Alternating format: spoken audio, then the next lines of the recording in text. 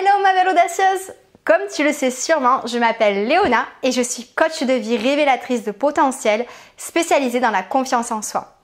Avant toute chose, je te souhaite la bienvenue dans la communauté des audacieuses.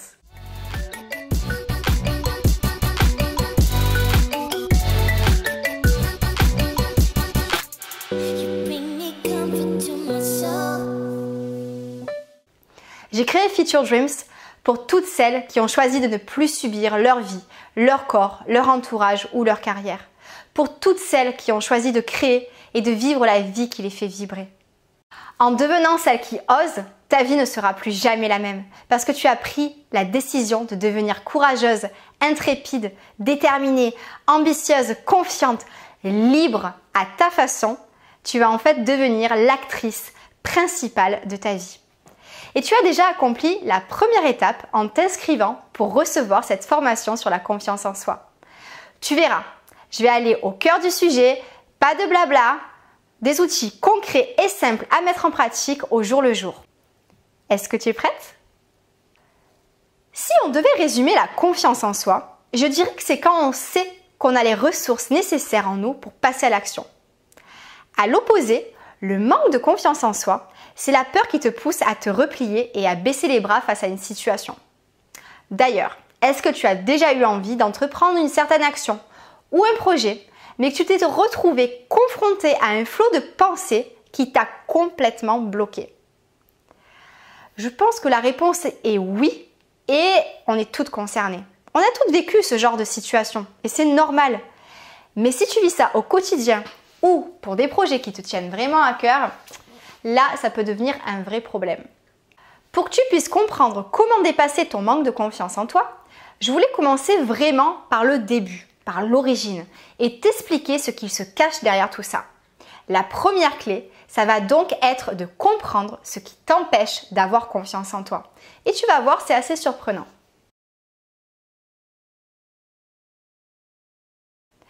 Déjà, je parie que tu penses que ton manque de confiance en toi fait partie de ta personnalité. Tu en viens même à citer le manque de confiance en toi parmi tes faiblesses, comme si c'était une partie de toi. Tu en es peut-être d'autant plus convaincu parce que tu as déjà essayé de nombreuses techniques pour te rebooster, mais au final, tu es resté bien au chaud dans ce que tu connais déjà, dans ce que tu maîtrises. Et ce que tu maîtrises déjà, c'est tout ce qui se situe dans ta zone de confort. Cette zone, c'est la zone où il n'y a zéro danger. Alors tu dois te dire, mais où elle va en venir? Je pensais que la formation portait sur la confiance en soi et non pas sur la zone de confort. Eh bien, tu vas voir, tout est lié. Voyons voir ça de plus près.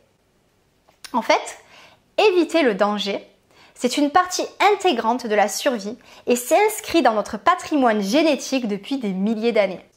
Manquer de confiance en soi, c'est en fait éviter d'être exposé à un potentiel danger, tout simplement.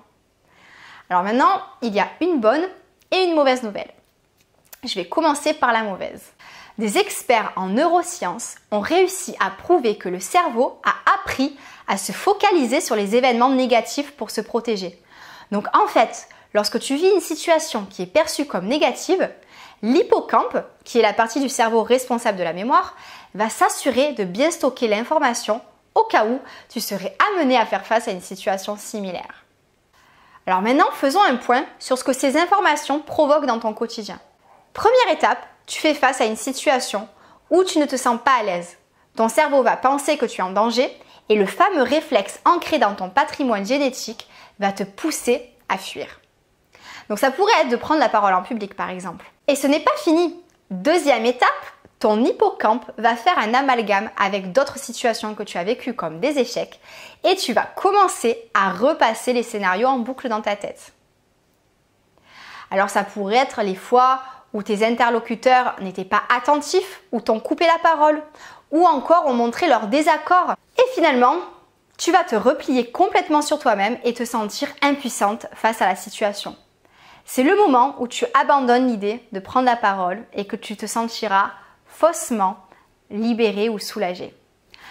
La bonne nouvelle, parce qu'il y en a une, c'est qu'il est possible de désapprendre ces réactions de défense. Tu te sens mieux? Voyons voir comment faire dès demain.